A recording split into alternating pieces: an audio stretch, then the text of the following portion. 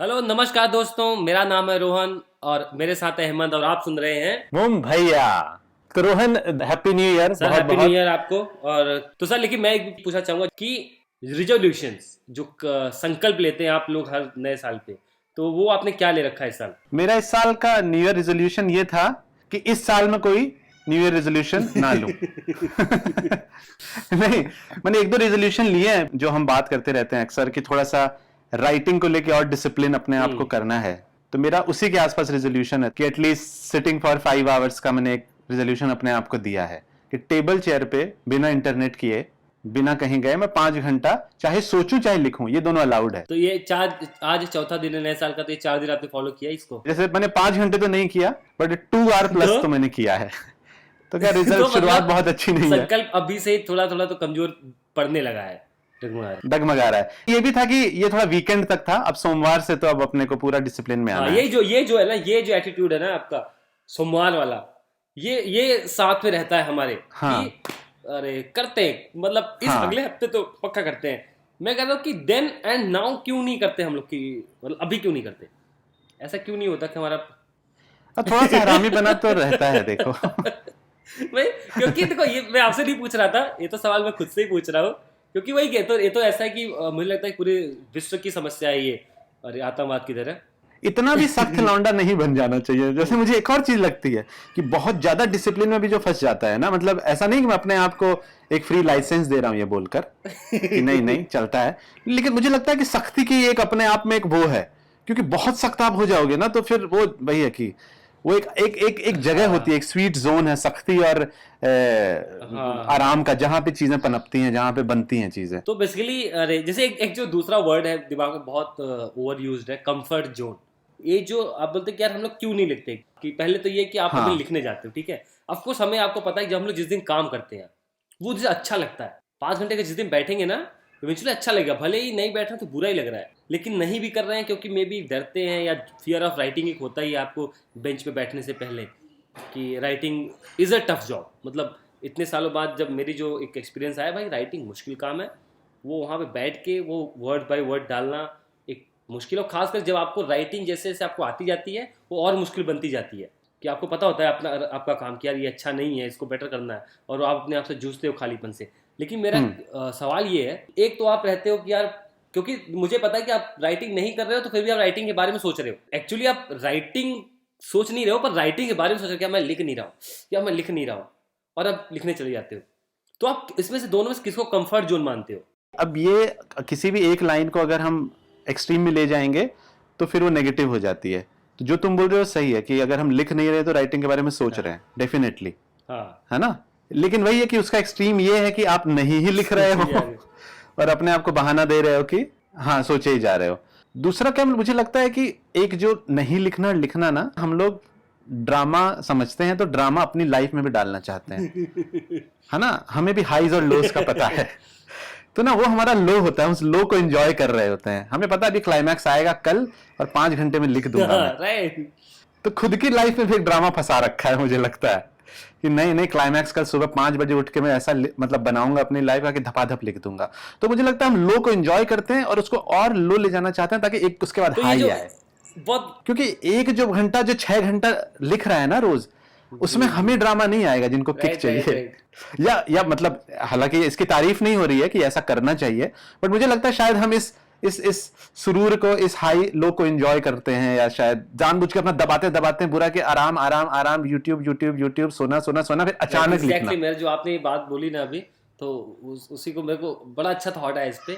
जो हम बोलते हैं ना कि यार क्या करना चाहिए और क्या होता है। आपने जैसे बोला कि यार मैं ये नहीं बोला कि करना चाहिए, बट ये होता है।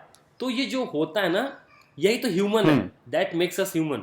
अब हम मशीन होते, अगर सपोज हम लोग होते कि यार लैपटॉप खुद राइटिंग कर रहा होता, तो लैपटॉप उठता 9 बजे और टाइप करके और 9 बजे सो जाता। हम्म।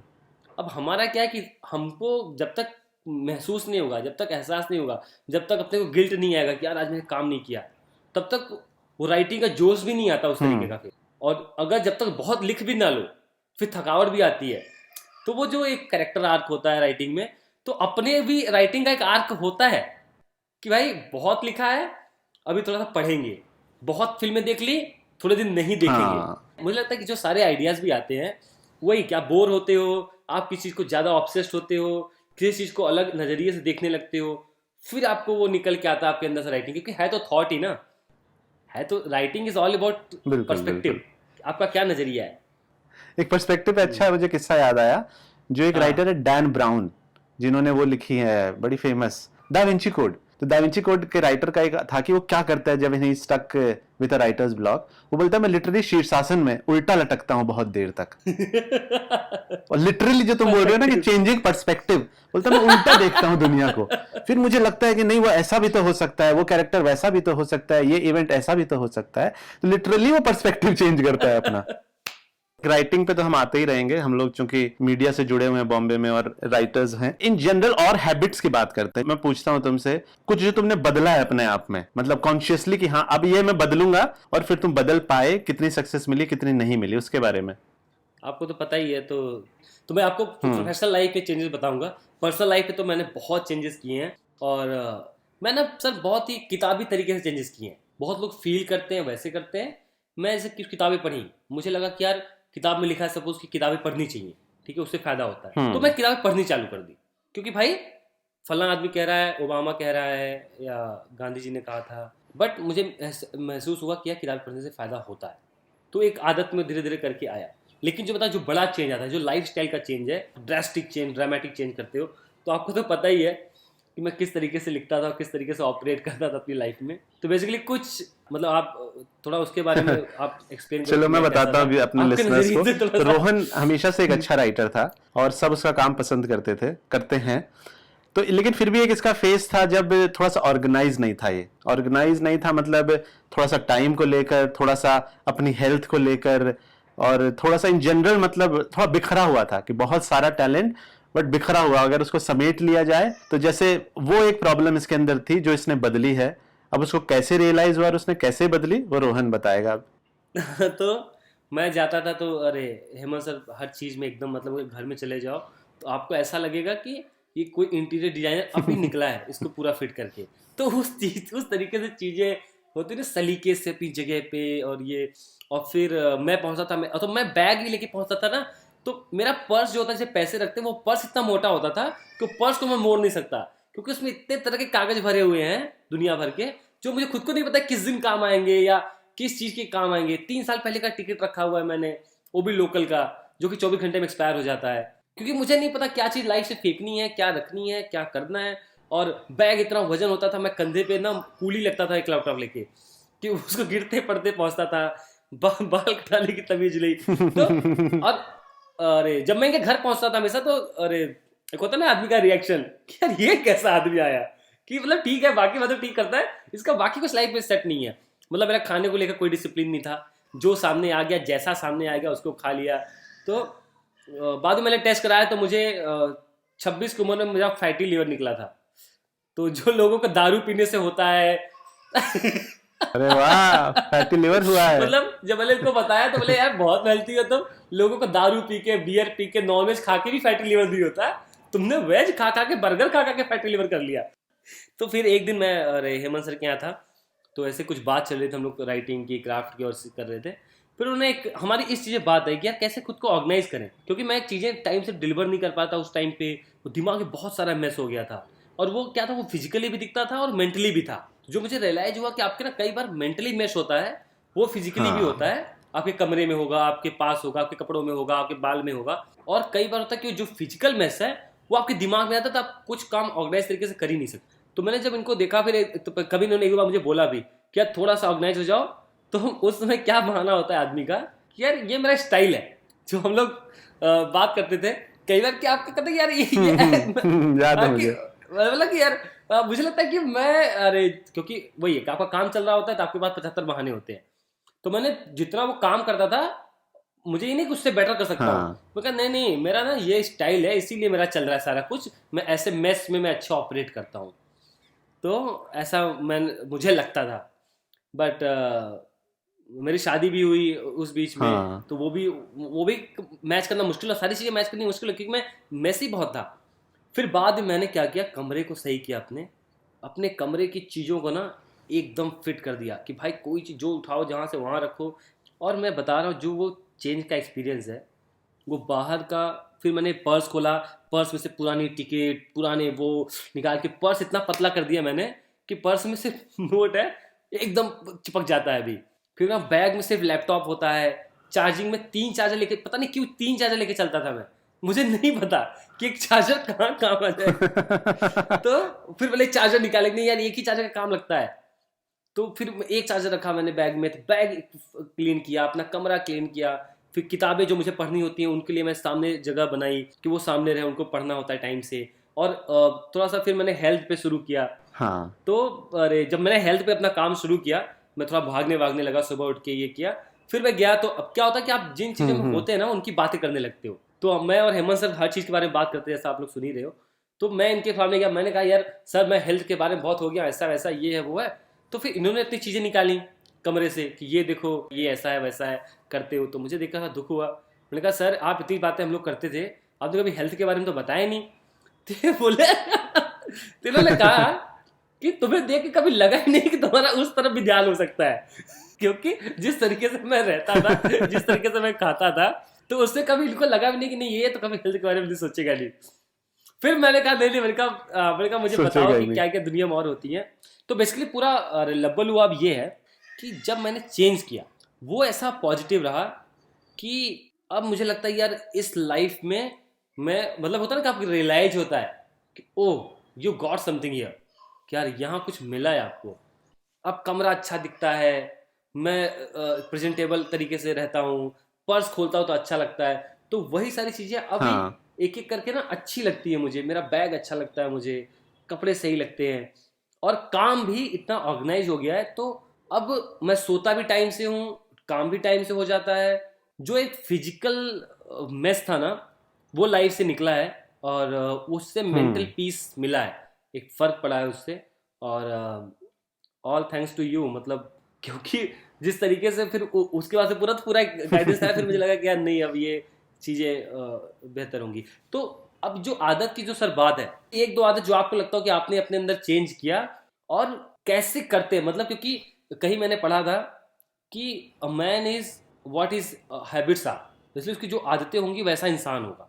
तो आपको क्या लगता है कि आदतें लाइफ में कितनी इंपॉर्टेंट है, वो कितना किस तरीके की जरूरी है, और अगर कुछ चेंज करना है तो उसके लिए किस किस तरह का एफर्ट होना चाहिए? बाई चांस जब हम मिले तब तक मैं थोड़ा ऑर्गेनाइज्ड हो चुका था, बट मेरी खुद की एक लाइफ की पूरा आर्क है कि कहाँ मैंने अपने आप को बदला, बस वो पहले हुआ तुम्हारे। लेकिन जैसे जैसे सपोज एक बात कर लें फिजिकल हेल्थ की, है ना, कि स्टेइंग हेल्दी, स्टेइंग फिट। तो क्या था कि एक टाइम था जब, नहीं तो खैर एक टाइम था जब मैं फिजिकल हेल्थ पे नहीं ध्यान देता था। तो मतलब ऐसा टाइम था जब, बल्कि जो जो जो जिम जाते थे उन पे मैं हंसता था कि ये देखो साले जिम में पड़े हैं, टाइम वेस्ट कर रहे हैं, एक ये टाइम था। लेकिन फिर मैंने, मतलब पता नहीं मुझे क्या रियलाइजेशन हुआ, शायद बीमार में ज्यादा पड़ने लगा था, फीवर मुझे लगा, और मैं कमजोर दिखने लगा था। तो फिर मुझे लगा कि अब ध्यान देना चाहिए। उस समय पे एक मैंने किताब पढ़ी थी, उस समय किताब नहीं आई थी, उस समय ब्लॉगर था वो, जेम्स क्लियर, बड़ा आम ब्लॉगर था उस समय। और बल्कि जो उसकी नई किताब है एटॉमिक हैबिट्स, वो लगभग उसके सारे ब्लॉग्स में जो आर्टिकल थे ना वो सारे उसने एक साथ जमा दिए और ये किताब बन गई। तो उसमें बड़ी एक अच्छी बात थी कि आप, मतलब आप जैसे कोई नया हैबिट लेते हो ना, तो आप बजाय कि आप ऐसा, आप उसको ना आइडेंटिटी से जोड़ो, कि अपना आइडेंटिटी का हिस्सा बना लो उसे। जैसे कि कहने का उसका एग्जाम्पल है कि बजाय कि आपके यार मैं संडे को जिम जाऊंगा या मैं हफ्ते में 2 दिन जिम जाऊंगा, उसको फील करने के लिए, इंटरनलाइज करने के लिए कि यार मैं वो बंदा हूं जो हेल्थ पे ध्यान देता हूं। तो आप उसको क्या, आप अपने पर्सनैलिटी को उससे जोड़ रहे हो कि यार मैं वैसा बंदा हूं, बजाय कि मैं ये करूंगा एक दिन। जैसे अगर इसको एक बड़े एग्जांपल में लूँ, जैसे हम लोग बोलते हैं कि यार अरे रणवीर सिंह बहुत एनर्जी में रहता है, हाँ, तो ये उसकी पर्सनैलिटी का हिस्सा बन गया है। तो हिस्सा है। कहीं ना कहीं वो उसको अरे अभी वो लिव अप भी करता है उसको, कि जहाँ जाए तो एनर्जी में रहे। कि चाहे वो अनिल कपूर का हो गया, तो हाँ अनिल कपूर यंग है, उसकी पर्सनैलिटी जुड़ गया है, तो वैसी एक्टिविटी करता है। तो हाँ आप आपकी पर्सनालिटी का वो पहचान बन जाती है, आइडेंटिटी बन जाती है। तो कहीं ना कहीं बिल्कुल। आपको ऊपर और एक्स्ट्रा एक एफर्ट करते हो आप उस चीज को हाँ, आप उसको ओन करते हो, आप उसमें ओन प्राउड करते फील करते हो। मतलब जब तक वो कोई भी चीज आपकी आइडेंटिटी का हिस्सा नहीं बनेगा और आपकी पर्सनालिटी हो। का राइट। हिस्सा बन जाए तो बड़े इजीली पुल ऑफ कर पाओगे। और एक बेस्ट एग्जांपल मुझे याद आता है सिद्धू का, सिद्धू पाजी की, हाँ। कि कैसे वो एक समय पे बड़ा दब्बू था, कैसे गावस्कर ने उसको बोला you need to work on your speech and personality etcetera. और उसके बाद वो कैसा बदला कि अब तो स्टॉप बटन ही नहीं है सिद्धू पाजी का। तो वही, क्योंकि जब तक, क्योंकि सिद्धू पाजी ने ओन किया उसको कि नहीं मैं ऐसा हूं, मैं बातें करूंगा। उन्होंने नया स्टाइल बनाया कि हिंदी मुहावरों को इंग्लिश में बोलना कमेंट्री में, जो एक मतलब पहचान बन गई थी उनकी। तो कैसे लाइफ ऑल्टरिंग, खासकर जो चीजें हमें किसी की याद रहती है ना, वो बड़ी वर्क डाउन रहती हैं। हमें लगता है, हम जब उससे मिलते हैं तो लगता है कि नहीं नहीं ये तो ऐसा ही होगा, लेकिन नहीं, वो ऐसा नहीं होता है। वो बड़ा उस पर एफर्ट किया सिद्धू पाजी की, तो खासकर हमें पूरा नजर आता है कि कैसे वो बदलाव, मतलब कुछ नेचुरल होते हैं जो जन्मजात बड़ी उनमें खास चीज होती है, बट ज्यादातर एक चीज मेहनत। जैसे मेरा ये पर्सनालिटी, अगर जो तुम बोल रहे हो कि चलो कि ऑर्गेनाइज रहने की, साफ सुथरा रखने की थोड़ी सी, या फिर हेल्थ पे भी, तो ये भी जैसे पिछले 10 साल की मेहनत है, उसके पहले मैं ऐसा नहीं था। राइट। तो जैसे अभी अभी वही है, अभी आप ही का एग्जांपल लो, जैसे तो अभी आपकी एक आइडेंटिटी बन चुकी है हमारे पूरे फ्रेंड सर्कल में कि यार हेमंत सर का ऐसा है कि उनकी चीजें ऐसी है, मतलब कुछ भी, मतलब किसी भी फील्ड की बात करनी हो, चाहे मैं अरे 40s के सिनेमा की बात करूं, या मैं प्रॉपर्टी की बात कर लूं, चाहे मैं अरे बुक्स की बात कर लूं, चाहे मैं इंटीरियर डिजाइनिंग की बात कर लूं, चाहे मैं खाने पे आ जाऊं, तो हर चीज़ के बारे में आपका एक ऑर्गेनाइज्ड ज्ञान है कि उसमें भी ऑर्गेनाइजेशन है कि आपको कहाँ से शुरू हुआ था, कहाँ पे जा रहा है ये। हाँ, तो अब ये आइडेंटिटी बन गई है। हाँ, ये बन गई है। लेकिन खासकर ये वाला जो पार्ट है ना, ये मुझे लगता है कि एक चीज जो मेरे में पता नहीं शायद बचपन से थी, ये मैंने कोशिश नहीं की, एक जिज्ञासु कीड़ा मेरे अंदर हमेशा से था कि हर चीज के बारे में जानूं। ये पता नहीं जन्मजात था शायद, ये वाला पार्ट। हाँ, ये वाला पार्ट जन्मजात है कि मैं दिल्ली में जब रहता था कॉलेज में, तो बहुत अखबार पढ़ता था। तो मेरे दोस्त बोलते थे कि साला इतना अखबार पढ़ते हो तुम, तो टेंडर भी पढ़ लेते होगे सरकार वाले सारे। तो वही, हाँ, तो वो वाला एक था शायद स्ट्रीक। लेकिन हाँ, ये जो बाकी चीजें हैं, ये धीरे धीरे धीरे 1 2 3 4 5, तो आइडेंटिटी वाली बात है। मुझे लगता है बड़ा, जैसे अगर जैसे कोई बंदा बोलता है कि यार मैं दोस्तों से टच में नहीं रहता, मैं टच में नहीं रहता, तो अब उसको, अब अगर वो बदलना है तो यार बजाय कि यार कि मैं हीरा पाजी को संडे को कॉल करूंगा, वो अगर सोच ले कि नहीं मैं उस तरह का बंदा बनना चाहता हूं जो दोस्तों को अक्सर कॉल किया करता है, तो फिर बस उसकी लाइफ चेंज होने लग जाएगी। फिर उसको ना शनिवार को कॉल करना है, बुधवार को रात को कॉल, उसको इसका ध्यान नहीं देना रहेगा। फिर वो सीधा कॉल किया करेगा, क्योंकि उसने अपने आप को एसोसिएट कर लिया उन बंदों में जो कि लोगों को कॉल करता है। मतलब लगता है जैसे सपोज कि एक जो टर्म बहुत होता है कि एक्सट्रोवर्ट और इंट्रोवर्ट, तो कई बार मैं ना इस चीज को ऐसे देखता हूँ कि सपोज मैं हूँ, हाँ, मैं खुद को पसंद करता हूँ एक्सप्लेन करना कि मैं इंट्रोवर्ट हूँ, but at the same time मैं बहुत एक्सट्रोवर्ट भी हूँ। तो सेम हियर ना एग्जैक्टली कि अरे मैं एक्सट्रोवर्ट हूँ तो बहुत एक्सट्रोवर्ट हूँ, हाँ, और इंट्रोवर्ट हूँ तो बहुत इंट्रोवर्ट हूँ। बिल्कुल। तो जो अगर मैं सपोज कि, और वो चीज़ों को मैंने देखा कि जब मैं खुद को ना बोलता हूँ कि यार मैं तो एक्सट्रोवर्ट बंदा जो मजे करता है पार्टियों में, सबको हंसाता है, एंजॉय कराता है और शरारतें करता है, तो फिर मैं उस पर्सनैलिटी को जीता हूँ। हाँ, और समटाइम्स लगता है यार मैं वो बंदा हूँ ना, मेरे को यार लोगों से मिलना जुलना पसंद नहीं है, फालतू के कॉल में क्या रखा है, और उसको मैसेज करो यही सेम टू यू बोलते जाओ। हाँ, सपोज तो फिर वो लगता है यार ये मैं वो बंदा हूँ। जैसे सपोज अभी नया साल आया, हाँ, तो दो तरह के लोग हैं, एक बोलने जो परेशान है यार सेम टू यू बोलना पड़ेगा सबको कि क्यों विश कर रहे हो, मत विश करो, ये है। हाँ, फिर दूसरे बंदे भी तो है जो विश कर रहे हैं, जिनकी वजह से दूसरे बंदे पैदा हुए हैं। बिल्कुल बिल्कुल। तो वो जो आइडेंटिटी है ना, हाँ, कि नहीं, तो इसका मुझे समझ आ गया तुम क्या कहना चाह रहे हो। इसके लिए मतलब एटलीस्ट आप क्लियर रहो कि मैं दोनों तरह का बंदा हूँ। हाँ। कि आपके लिए इतना मैटर करता है, मतलब कोई गिल्ट नहीं है कि यार मैं कभी पोर्शन में एक्सट्रोवर्ट हो जाता हूँ, या खासकर इस बातों को, इस सोशल बातों को लेके कभी कभी इंट्रोवर्ट भी हूँ, and you are okay with that. इसमें ऐसा नहीं कि वो सही या गलत की नहीं बात कर रहा मैं। लेकिन अगर कोई उस बात को चिंता कर रहा है कि मैं होना चाहता हूं, यार दोस्त मुझे अक्सर बोलते हैं और मैं नहीं कॉल करता हूं, मैं गिल्टी फील करता हूं, अगर आप गिल्टी फील कर रहे हो तो आप उसको फिक्स करने के लिए आइडेंटिटी से जोड़ो। फिर दो तरह की चीजें इसमें जो मुझे समझ में आ रही है, एक तो होता है कि कुछ चीजें जो कि गलत और सही नहीं है, वो चीजें जो आप करना चाहते हो या नहीं करना चाहते हो। हाँ। और एक है चीजें कि जैसे कुछ आदतें हैं जो कि अच्छी होनी चाहिए। सपोज सुबह उठना चाहिए, आपके काम को टालना नहीं चाहिए, आपको प्रोडक्टिव होना चाहिए, आपको दोस्तों से मिलना जुलना चाहिए, लोगों को कॉल करना चाहिए, रिलेशनशिप का ध्यान रखना चाहिए, साफ सफाई रखनी चाहिए, टाइम मैनेजमेंट करना चाहिए, और एक्स्ट्रा एफर्ट करनी चाहिए चीज़ों को, अरे लाइफ को और फुलेस्ट जीने के लिए। तो जो वो हैबिट्स हैं उनको चेंज करने के लिए क्या स्टेप्स हैं, लाइक जो आपने मेंशन की बुक एटॉमिक हैबिट्स। हाँ, जैसे सपोज एक ही मैं बोलता हूँ, एक बड़ा सिंपल होता है विजुअल क्यूज, कि ना आप अपने आसपास के विजुअल क्यूज चेंज करो ताकि आप उन नए हैबिट्स के पैटर्न में जल्दी ढल पाओ। जैसे एग्जांपल मैं देता हूँ विजुअल क्यू का, सबसे इजी एग्जांपल जो अक्सर हम लोग करते भी हैं कि सोशल मीडिया डिलीट कर देना फोन से। तो विजुअल क्यू जो था, जो एकदम फोन के सामने ही आपको दिखता था इंस्टाग्राम का आइकन या वगैरह वगैरह, वो विजुअल क्यू आपने काट दिया सीधा, तो आप फिर कम करोगे। जैसे मैंने आपसे वो सीखा था कि मेरे फोन में सारी चीजें थी और कई बार ऐसा लगता है इनके बगैर तो चलेगा भी नहीं। हाँ, तो क्या किया मैंने, देखा तो आप लैपटॉप पे चलाते हो ट्विटर फेसबुक, आप फोन पे चलाते ही नहीं। और लैपटॉप पे चलाना एक एक्स्ट्रा एफर्ट है कि आप लैपटॉप खोलते हो, फिर लैपटॉप पे दूसरे काम भी करने होते हैं, उस बीच आपने देखा तो ऑटोमेटिक वो सोशल मीडिया टाइम रिड्यूस हो जाता है। फोन क्या है, वो आपके साथ हमेशा ही है, कहीं भी है, मीटिंग में, मतलब आप जरा सा किसी चीज से बोर हुए, जरा सा इंटरेस्ट कम है, आप तुरंत सोशल मीडिया पे जाते हो। मतलब अगला आपका डेस्टिनेशन होता है तो आपने एक ऐप ओपन कर दिया, उसमें घुस गया, लोगों में कमेंट बाजी में लड़ाइयाँ देख रहे हैं, एंजॉय करने लगते हो। तो विजुअल क्यू एक, और मैं बताता हूँ विजुअल क्यू कैसे कैसे अलग अलग टाइप से। ये तो मैंने एकदम सिंपलेस्ट एग्जांपल दिया है कि हाँ, आप जैसे सोशल मीडिया के आपने एप्स डिलीट कर दिए तो आपके पास वो क्यू नहीं है, फोन उठाओगे भी, लेकिन बड़ा अलग तरीके से हो सकता है। सपोज आप गिटार बजाना चाहते हो, सपोज, है ना, या जैसे हमारे फ्रेंड जो हीरा है उन्होंने गिटार लिया था।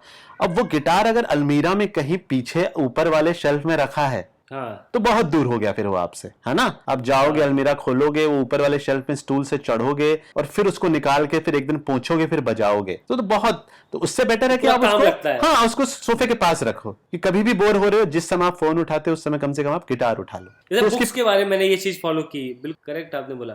जैसे पहले मैंने बुक्स थी तो मेरे बहुत ही क्लोज वो थी लाइब्रेरी, तो वो मैं जाकर ना बुक्स खोल के फिर ढूंढ के फिर एक पढ़नी पड़ती है, फर्क लगता है, ऐसा लगता था कि काम है। तो फिर मैंने ओपन लाइब्रेरी बनाई, सारी बुक्स को मैंने सामने रख दी, तो मैंने देखा कि मैं अभी ज्यादा पढ़ने लगा हूँ, कि जरा सा भी तो बोर होता हूँ, घर में बैठा हूँ, देखा यार ये किताब उठा ली मैंने, किताब शुरू कर दिया। समटाइम्स तुम्हें इंटरेस्ट आ गया तो मैं आधी किताब पढ़ गया, फिर उसको खत्म करने का एक प्रेशर रहता है, यार इसको पूरी पढ़ता हूँ, क्या है इसमें, एंड में क्या होता है, तो उसको खत्म भी करते हैं।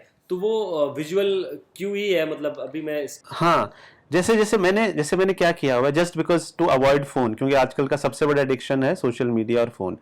तो जैसे मैंने क्या किया, सोफे के पास 1-2 किताबें रखी हुई हैं, तुमने तो घर देखा है मेरा कि चलो एक लाइब्रेरी अलग है, लेकिन मैंने बेड साइड में दोनों साइड में किताबें रखी हुई है कि पलटो भी तो किताब हाथ में आए। मैंने सोफे के पास भी अक्सर एक किताब मैं वहां रखता हूँ, डाइनिंग के पे भी एक कोई अक्सर पड़ी होती है एक किताब, कि आप कहीं फंस रहे हो। बेसिकली इसको मैं वो करूं, अरे क्या बोलते हैं, कंक्लूड इस सेंस में, जो काम आप एक्चुअली करना चाहते हो, जो आते हैं आप पकड़ना चाहते हो, उनको इजी कर दो, उनको इजी कर दो। जैसे इन सोशल मीडिया वालों ने हमारा डिस्ट्रैक्शन इजी किया हुआ है, हर मोड़ पे आपको डिस्ट्रैक्ट करना चाहते हैं, तो ये इनकी चाल है, हमें इससे लड़ना है। जो चीजें अवॉइड करनी है उनको मुश्किल कर दो, जो चीजें करनी है उसको इजी कर दो। ऑटोमेटिक अच्छी आदतें आएंगी, बुरी आदतें चली जाएंगी।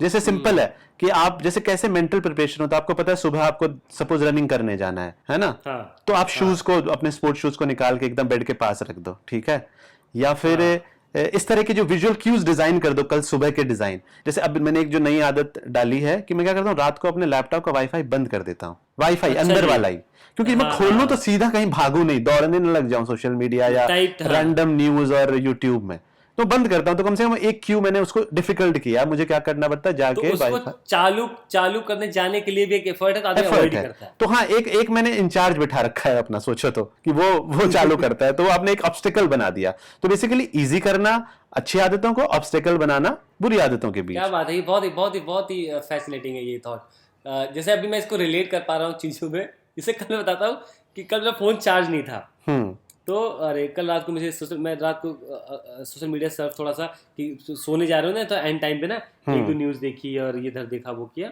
जो कि भी मैं बंद करना चाहता था। तो कल फ़ोन चार्ज नहीं था एंड टाइम पे, तो और चार्जर मेरा बाहर था, और मुझे उठ के जाके चार्जर ला के चला के फिर सोशल मीडिया चलाना पड़ता, नहीं तो बैटरी, और उस फ़ोन आने भर की बैटरी थी उसमें, अगर मैं इसको बंद कर देता तो मैंने उसमें से ये चूज किया कि मैंने फ़ोन को रख दिया, और मैं किताबें पढ़ने लगा। राइट। तो कि मैं उठ के जाऊंगा, उसको लेकर आऊंगा, लगाऊंगा, फिर तो लगा यार ये एफर्ट ज्यादा है, तो फिर मैंने बुक उठा ली, बुक पढ़ने लगा। तो जो चीज बेचना चाहते हैं ना लोग, वो हमें जाल में फंसा रहे हैं। सब वो शॉपिंग मॉल पे लास्ट में एकदम रखी होती हैं चॉकलेटें, मिंट, है ना, एकदम इजी टू पिक, उनको कि फट से यहाँ के फंसेगा बंदा, वो ट्रैप है, वो जाल है उनका, और बड़ा वो भी एमबीए करके मार्केटिंग की किताबें, इन्फ्लुएंसर की किताबें पढ़ के उन्होंने वो डिजाइन किया। ऐसा नहीं कि बड़ा आसानी से हो रहा है कि किसी ने सोचा चलो चॉकलेट यार पैसे के काउंटर के पास रख देते हैं, नहीं, बाय डिजाइन है वो वो चीज। बहुत बाय प्रॉपर डिजाइन है। एटॉमिक का मतलब क्या है? एटॉमिक हैबिट्स का जो बुक से मैं समझ पाया, एटम होता है कि अणु, परमाणु, परमाणु सबसे छोटा अंश होता है, सबसे छोटा अंश होता है किसी भी चीज का।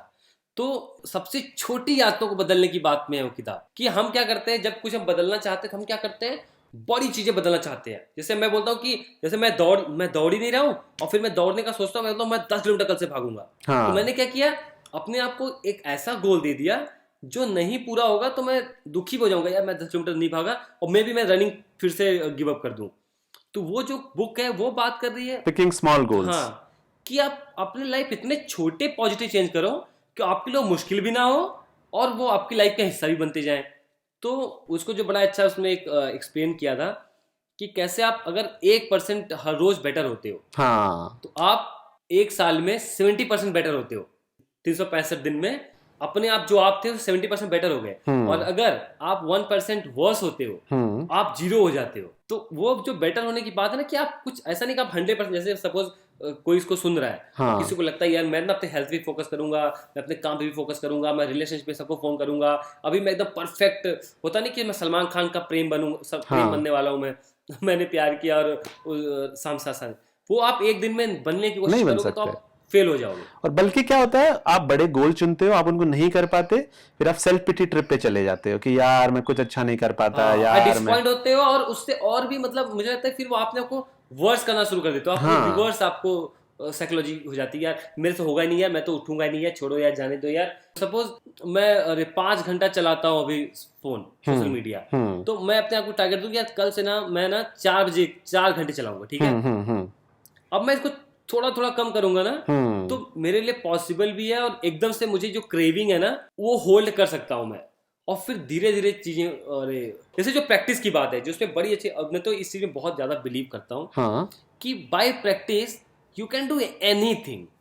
मतलब कुछ भी आप सीख सकते हो, कुछ भी कर सकते हो, जो एक 10,000 घंटे वाली बात से भी कनेक्ट होती है जो आपने मुझे बताई थी। हाँ। कि अगर आप किसी चीज को परफेक्टली मास्टरी करना चाहते हो, उस काम को आप 10,000 घंटे दो, आप उस चीज में मास्टर हो जाओगे।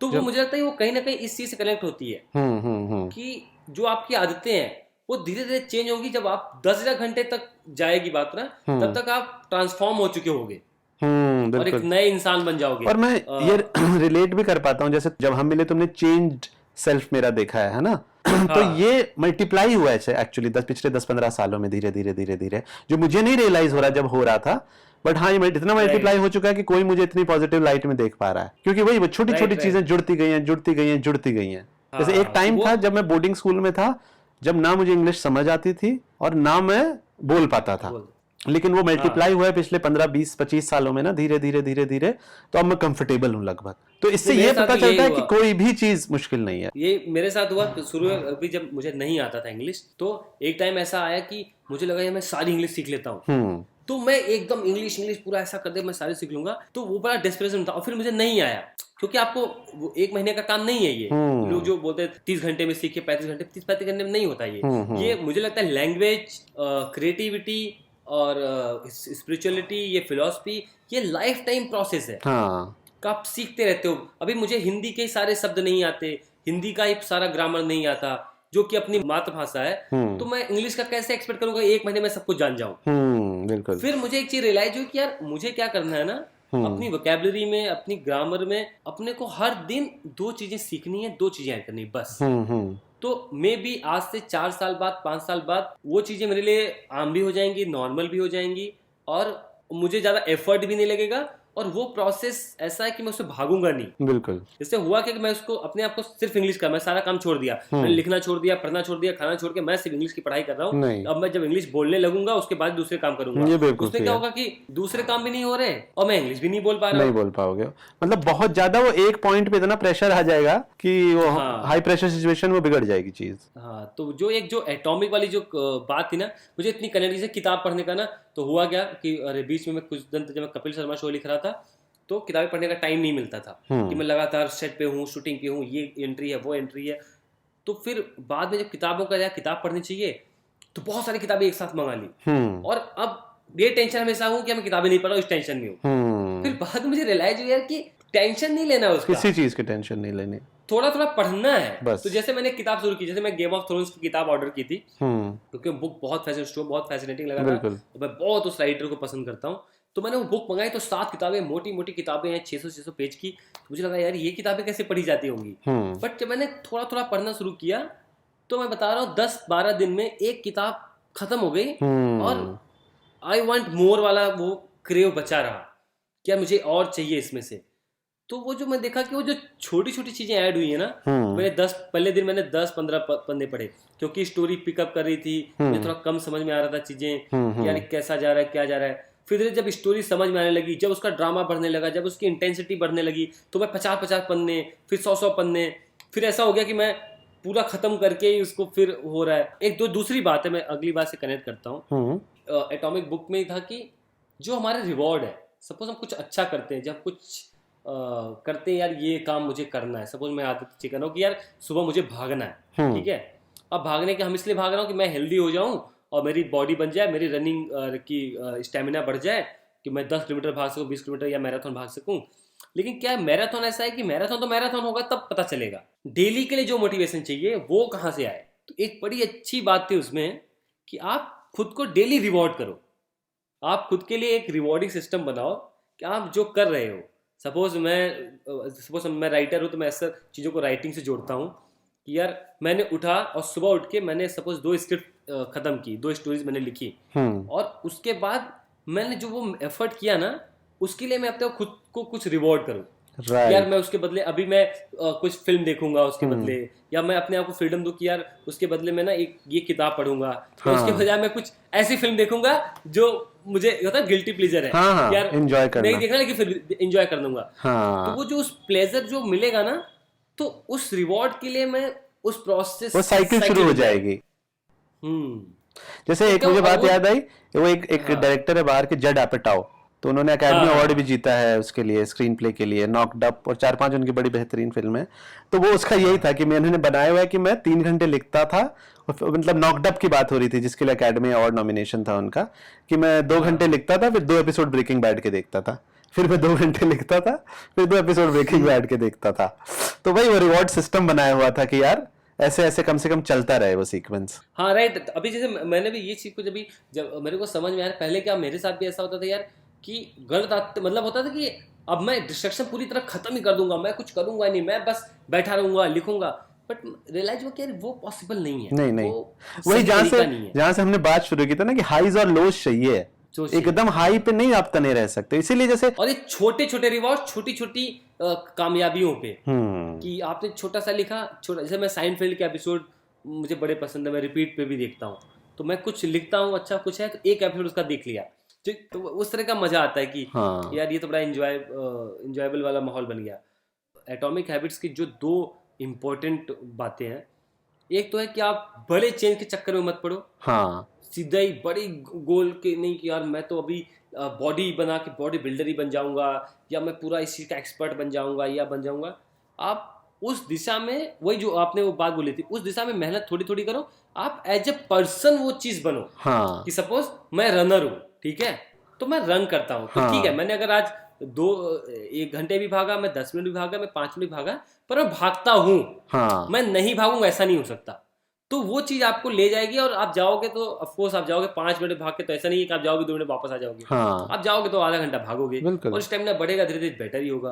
आप लिखने बैठोगे तो थोड़ा बहुत लिखोगे। बिल्कुल। अब सोचो जैसे किसी को स्टैंड अप कॉमेडियन बनना है, अगर वो हफ्ते का एक जोक भी लिखता है 30 सेकंड का, तो 1 साल में 52 जोक्स हैं उसके पास, 52 जोक्स, 52 अच्छे जोक्स, और 10 मिनट का रूटीन है उसके पास, 8 से 10 मिनट का, जिससे लॉन्च हो जाते हैं लोग लॉन्च तो बड़ा सही है कि और सोचो तो 7 दिन में एक जोक, मतलब अचीव, बड़ा ही इजी टारगेट है, ऐसा नहीं कोई बड़ा अंडर प्रेशर बड़ा हैवी टारगेट दिया जा रहा है किसी को, नहीं। जैसे एक राइटर की मैं वो सुन रहा था, तो जॉब करते थे, उनका नाम मैं भी भूल रहा हूँ, तो उनके बारे में जो किस्सा था बड़ा इंटरेस्टिंग था कि वो बुक्स लिखते थे जॉब के बाद, तो उनका साथ सुबह के 2 घंटे वो 6 बजे उठते थे, 6 से 8 लिखते थे, उसके बाद जॉब के लिए निकल जाते थे। तो 6 से 8 इतना परफेक्ट लिखते थे वो कि सपोज अगर उन्होंने लिखना शुरू किया और आधे घंटे में कोई उनकी बुक खत्म हुई, कि एक होता ना कि आपका डिसिप्लिन ऐसा था उनका, तो बुक बंद करके अगली बुक पे लग गए वो अरे 1.5 बाप घंटा। रे। मतलब कि उनको ऐसा नहीं कि अरे ये बुक खत्म हुई है अभी, तो अभी मैं अरे थोड़ा सा आज वो लिखता हूँ, ऐसा है। वो पूरा उनका 2 घंटे मुझे लिखना है, तो उसको उस तरीके से फॉलो कर रहे हैं कि यार मुझे करना ही है। तो आप खुद को एक्सक्यूज मत दो चीज़ों का और कि छोटी छोटी शुरुआत करो, आपकी भले ही जॉब है, ऑब्वियसली ये सब चीजें करनी थोड़ी मुश्किल होती हैं, बट तरीका तो यही बचा है। अगर आप कुछ करना चाहते हो तो कोई नया तरीका आपको आके नहीं बताएगा। सपोज कि आपको कोई बुक लिखनी है, आप किसी जॉब में आपको बुक लिखनी है, तो आप डेली का आधे घंटे का टाइम निकालो, आप 2 पेज लिखो। आप 2 पेज लिख रहे हो रोज, तो महीने में 60 होते हैं। आप दो मतलब आप 3 महीने में आपके पास एक फर्स्ट ड्राफ्ट होगा, और आप उसको एडिट करो अगले महीने लगा के, तो 7 महीने बाद आपकी एक किताब होगी। तो कुछ ना होने के बजाय में 7 महीने में एक किताब होगी, वो एक अच्छी बात है। लेकिन क्या होता है, जब सीधा आदमी 7 महीने के बारे में सोचता है ना, तो उसको तो लंबा मुश्किल लगता कमिटमेंट है। लगता है। लेकिन आप daily daily step by step देखोगे ना, तो अगर आपने 3 महीने का इन्वेस्टमेंट कर दिया, तो फिर ऑटोमेटिक आपके लिए वो 3 महीना कर दोगे, क्योंकि आपको लगेगा 3 महीने का ऑलरेडी किया हुआ है। हाँ, तो ना खुद के बम्बू लेना गाड़ में, वो भी जरूरी हो जरूरी सकती है। ऑब्स्टिकल वाली जो बात थी, हैबिट्स वाली, एक राइटर जो फेमस है, विक्टर हुगो, जो जो फ्रेंच राइटर, उनकी एक लास्ट मिजराब एक किताब है, एक है उनकी हंचबैक ऑफ नॉटर डेम। तो उनके साथ था कि उन्होंने पब्लिशर को कमिट कर दिया था और एडवांस ले लिया था, और उनको मैन्युस्क्रिप्ट डिलीवर करनी थी। और वो शौकीन आदमी थे, जैसे होते हैं राइटर, घूमने चले जाते थे, शाम को शराब वराब पीने चले जाते थे। बट लेकिन चूंकि उनको डिलीवर करनी थी, उन्होंने क्या किया, अपने एक स्टाफ को बोला कि मेरे सारे कपड़े ले जाओ और मुझे बंद कर दो। तो वो सारे उनके कपड़े ले गया, और उन्होंने अपने आप को घर में बंद कर लिया, क्योंकि वहां ठंड बहुत थी फ्रांस में। अब वो कपड़े बिना सारे कपड़ों के निकले कैसे? तो अब सारे उनको पूरी कपड़े मतलब कि कुछ भी नहीं, he was completely naked till he delivered the book.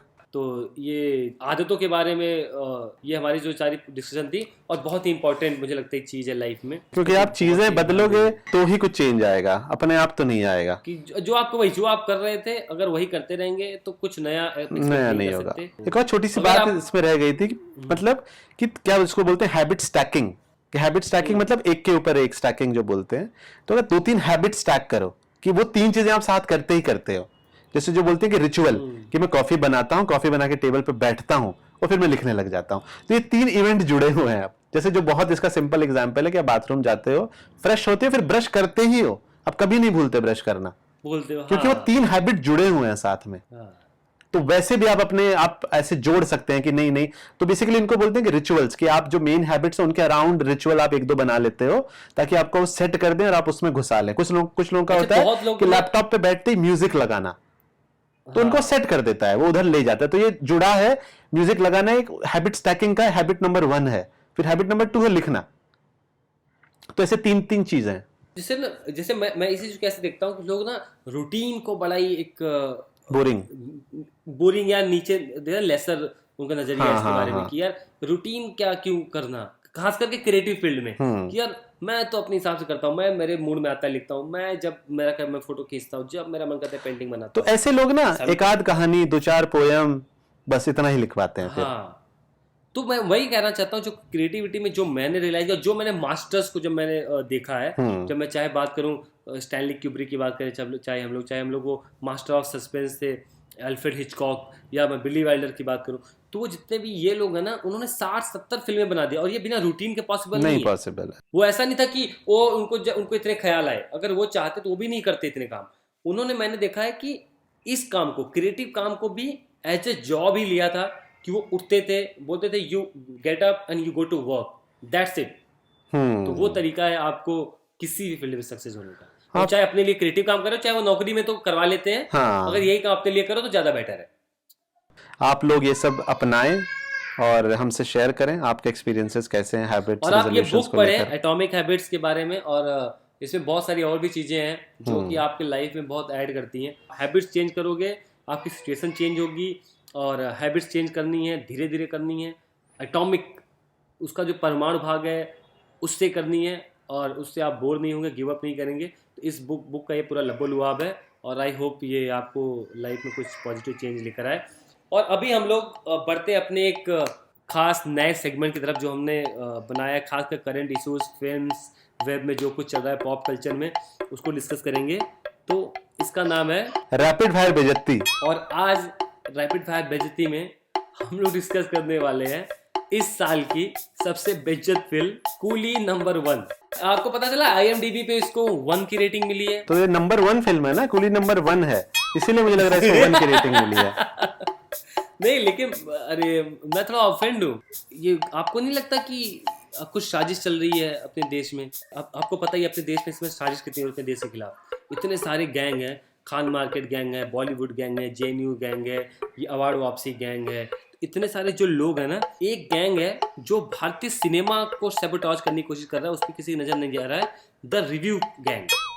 ये जो फिल्मों का रिव्यू करते हैं, आप देखो ये हॉलीवुड की फिल्म आती है ना, उसके बारे में भैंचो ये गिरते रहते हैं, क्या मजा आ गया, ले तो ऐसा हो गया, मतलब इनका बस चले तो पता नहीं जाके मुंह में ले ले नॉलन का। हाँ। लेकिन अरे इंडियन फिल्मों के पीछे क्यों पड़े रहते हैं?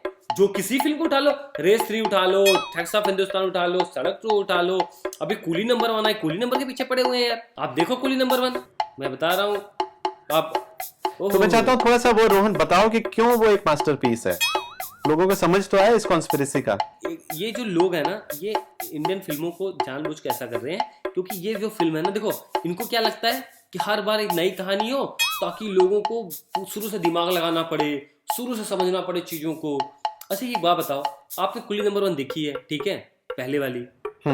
आपने ये कहानी पे आते हो, कहानी क्लियर है, आपको पहले से पता है, आप कुछ कंफ्यूजन नहीं हो, आप बीच में मूतने गए, आप बीच में सो गए, आप बीच में कुछ करके आए, तो अब कहानी कंफ्यूज तो नहीं होगी ना एटलीस्ट। समझ रहे मेरी बात? तो ये जो फिल्मों के जो प्लसेज हैं, ये लोग कोई बताता नहीं है कि ये फिल्म को बनाने के फायदे क्या है। अभी वो फिल्म बनाई हुई है, तो देखो अभी क्या करेंगे, अभी इससे इकोनॉमी का आप देखो कितना फायदा होता है। अभी यही फिल्म, नई फिल्म किसी लिखवाने जाओगे, तो कोई राइटर लिखेगा भैंचो, तो वो भी पैसे मांगेगा, ठीक है। डायरेक्टर आएगा तो नए शॉट डिजाइन करेगा, उसके पैसे लगेंगे, फिर वो एक्टर को शुरू से समझना पड़ेगा कि ये क्या है, तो टाइम वेस्ट नहीं है क्या वो सब। अभी इसमें क्या है कि कहानी, मगर कूली नंबर 1 अच्छी फिल्म तभी तो हिट हुई थी, अच्छी खासी कहानी है, वो ले ली उसको, क्या प्रॉब्लम भाई? तुमने भोसड़ी के 25 साल पहले यही फिल्म देखी, अभी वही बन रही है, तो तुमको गांड में तुम्हारे चुनूने आ रहे हैं।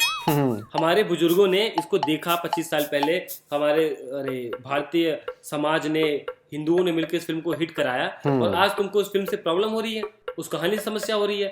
तो मुझे नहीं लगता कि ये जो रिव्यू गैंग है, इनको क्या प्रॉब्लम है हमारी भारतीय फिल्मों से। ये साले रिव्यू गैंग है, ये IMDb नक्सल हैं ये लोग।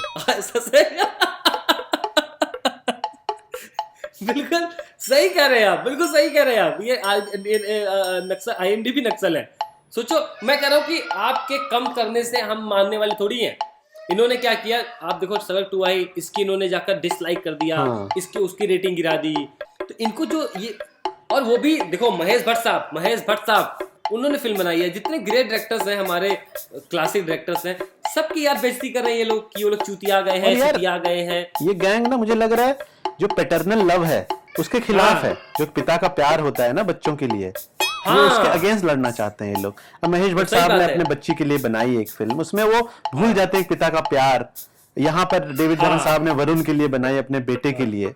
हाँ, जो पिता का प्यार होता है ना, कि मोह, पितृमोह, हाँ, पितृमोह के खिलाफ है ये लोग। कितना, और कुल मिला के भारतीय संस्कृति के खिलाफ है। मैं डेविड धवन साहब का देखो ना यार, कितना बड़ा दिल है, और बिना किसी को बताए कि जिस बेटे को लॉन्च किया, नेपोटिज्म के खिलाफ सारे लगे थे, तो उसी बेटे का करियर खुद के हाथ से चौपट भी कर रहे हैं वो। उन्होंने किसी और को नहीं दिया कि तुम चौपट करो, तुम चौपट करो, तुम चौपट करो। हाँ। नहीं, खुद करूंगा, मैं करूंगा पर्सनली। हाँ। तो ये जो एक भारतीय समाज के लिए नेपोटिज्म के खिलाफ जो जिस तरीके से उनकी इंटरनल फाइट है बिना बताए, वो कितनी उसको किसी ने, किसी भोसड़ी वाले उसको अप्रिशिएट नहीं किया। और ये सारी भारतीय फिल्मों के खिलाफ ही करते हैं। मैं कह रहा हूँ नोलन की फिल्में क्या तुमको बहुत समझ में आती है? भैंचोद, मुझे समझ नहीं आती भाई, वो क्या बनाता है, क्या टाइम ट्रेवल है, क्या चल रहा है। यहाँ पे जो है क्लियर है। नहीं, लोगों को चाहिए ना, लोग पता नहीं कॉमेडी, हंसी नहीं आ रही, अरे भाई तुमको हंसी नहीं आ रही, पुरानी देख लो, हंसी नहीं आ रही तो हाँ, हंसना तो पुरानी देख लो ना, इतना क्या है हंसना, इसको ऐसे ही देख लो। तुमको हंसाने, हर फिल्म में हंसना जरूरी है, बताओ, कॉमेडी इतना क्या है? एक कभी तो शांति से बैठो, कभी तो जाके सो थिएटर में, कभी तो घर पे लगा के सो जाओ। तुमको मैं तो हमेशा सोशल मीडिया का एडिक्शन, यही एडिक्शन है ना, सीरीज रात सीरीज देख रहे हो, आंखों के नीचे डार्क सर्कल्स हो रहे हैं। इसमें तो ये तो है ना कि आप थोड़ा सा देखोगे, नींद आ जाती है, अच्छे से बढ़िया नींद आती है, उठते हो, आपको गुस्सा भी नहीं, कोई टेंशन नहीं, कोई वो नहीं। अब ये लोगों का पता नहीं क्या है, रिव्यू वालों का भैंचोद, खुद के धंधे के लिए बदनाम करते रहते हैं दूसरों को। अच्छा, और इसके लिए तो थिएटर भी नहीं जाना था, घर बैठे हो, न्यू ईयर पार्टी चल रही है, पीछे बैकग्राउंड में फिल्म चल रही है, कल बोल भी सकते हो किसी को, हाँ देख ली थी हमने तो कल रात, क्योंकि कहानी पता ही है। और पहली बात तो देखो, पहली बात तो वो सबसे बड़ा चूतिया वो जो ये फिल्म देखने गया या लॉग इन किया, क्योंकि फिल्म तो पूरी ट्रेलर में थी। अगर तुमने ट्रेलर देख के फिल्म देखने गए तो तुम है जो उनको ब्लेम ही नहीं कर सकते उनको तुम कि उन्होंने गंदी की, अच्छा कर दिया, तुम्हारा टॉर्चर कर दिया तुम्हारा। एक बंदा कह रहा है इस फिल्म से बचना, ये फिल्म देख के डेथ हो सकती है। किसी की फिल्म देख के डेथ होती है क्या यार? कोई बात है ये क्रिएटिव नक्सल भी हैं ये लोग, क्रिएटिविटी के खिलाफ हैं ये लोग। ये लोग सीक्वल नक्सल भी हैं। मुझे तो लगता है कि सिर्फ प्रोटेस्ट में एक बार और बननी चाहिए कूली नंबर 1, दूसरे बेटे को लेकर, रोहित धवन को लेकर। अभी कोई कूली नंबर 1 देख के आ रहा है तो मुझे उसको ये नहीं पूछना कि यार क्या कहानी थी, क्योंकि पता है। मुझे ये नहीं पूछना कि भाई एक्टिंग कैसी थी, क्योंकि पता है। मुझे ये नहीं पता उसमें गाने कौन से थे, क्योंकि पता है। तो ये जो एक प्लस है कि आपको कंफर्ट कि देखा नहीं देखा जो बराबर है, उसका जो एक मजा है वो कहाँ मिलेगा, कहीं और मिलेगा? वो फेमिलियरिटी में जो कंफर्ट होता है वो इन्होंने देना चाहा है। आप घर पे जाते हो, आप मम्मी बोला मम्मी, ठीक है, और एक नई औरत निकल के आए, नई मम्मी अचानक आ जाए, फिर शॉक हो जाओगे। शॉक हो जाओगे, अरे ये क्या हो रहा है, समझना पड़ेगा उस मम्मी को, कौन है ये, क्या है, कहाँ से आई। तो अभी पुरानी वाली है तो कितना कंफर्ट है। आज जाते हो मम्मी गए, मम्मी ने खाना बनाया, मम्मी का खाने का भी स्वाद पता है ये करके, तो वो जो माँ का प्यार जैसा कुछ लोगों को दिक्कत हुई थी, क्योंकि कुछ लोग इन्होंने कुछ लिरिक्स चेंज कर दिए बीच में ना, तो वहां लोगों को थोड़े से झटके लगे कि अरे नहीं, मैं बता रहा हूँ ये डेविड धवन साहब की या गलती नहीं होगी। ये ना चूतिए जो राइटर है ना, ये लिरिसिस्ट जो क्रिएटिव बनना चाहते हैं बीच में, उनको मैं बता, जैसे स्क्रिप्ट राइटर को नहीं लिया था ना, सेम ऐसा करना चाहिए। वो उनसे मिस्टेक हुआ है। देखो यार, इतना काम, इतनी मेहनत कर रहे हैं तो एक गलती तो होगी। देखो अभी क्या, वो लिरिसिस्ट जो उस जमाने थे 25 साल पहले, वो पता नहीं जिंदा है कि नहीं, वो काम कर रहे हैं कि नहीं, तो क्या पता उनको लेना पड़ गया वो मजबूरी में किसी और को, और नए लौंडे भैंसे को चुतियापा कर दिया उन्होंने।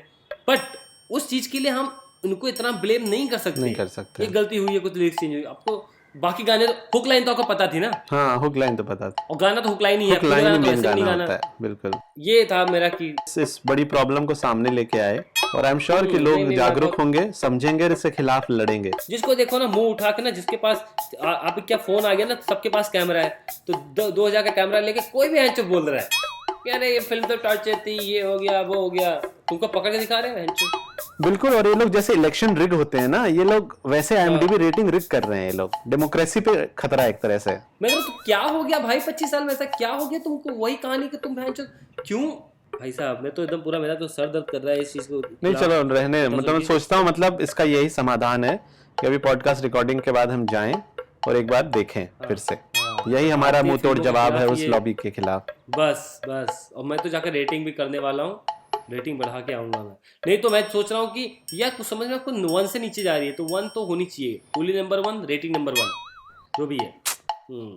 तो चलो, ये हमारा रैंट था, इसको सीरियसली मत लेना दोस्तों। खैर, मुझे लग रहा है हमारे समझदार हैं ऑडियंस। इतना तो था कि सरकाज़म। तो अगर आपको हमारा पॉडकास्ट अच्छा लगता है और आप चाहते हैं कि किसी टॉपिक पे हम जो बात करें, तो आप mumbaiya.podcast@gmail.com पे हमें लिख भेजिए और हम उसको अपनी चर्चा में शामिल करेंगे। आपके कुछ सवाल हैं, कुछ जवाब है, जिससे आप एग्री डिसएग्री या गाली वाली जो भी देना है, तो आप उस मेल पे भेजेंगे, फिर हम लोग गालियों का जवाब भी देंगे और अच्छी बातों का भी जवाब देंगे। और एक और बात कि हम सारे, हमारा पॉडकास्ट है वो सारे प्लेटफॉर्म पे है, Apple, Stitcher, Google podcast, YouTube पे भी हम हैं, तो किसी भी मीडियम पे आप हमें सुन सकते हैं। और हमारी अच्छी रेटिंग दीजिए, अच्छी रिव्यू दीजिए हमारे पॉडकास्ट में अगर आपको पसंद आया। डिस्कॉर्ड पे आप हमें ज्वाइन कीजिए, डिस्कॉर्ड आईडी हम लोग लिंक में है। एक नया समाज बनाते हैं सब, और मिलकर थोड़ी सी सेंसिबल बातें करते हैं। Take care, happy new year. Happy new year, good bye.